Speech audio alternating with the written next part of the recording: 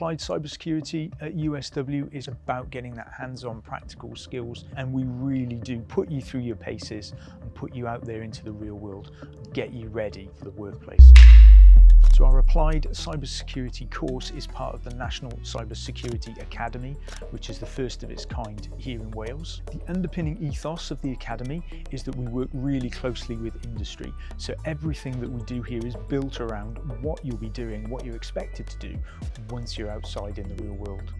There are three main themes: cybersecurity, digital forensics, and governance, risk and compliance, and we spread those across your 3 years of study. One of the key parts is that we work really closely with industry and our industry partners, people like the Royal Mint, the Department of Healthcare Wales, NHS and the government. They give us the type of projects and the problems that they're having in their industries, and we build that around our assignments for our students to solve those problems.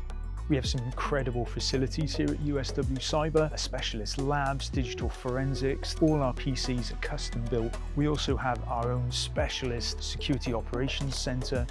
There are so many different types of careers that you can go into, whether that's cybersecurity, digital forensics, incident response, and the type of companies that you could work for are pretty much any organization, because IT and technology is the backbone of every single one of them.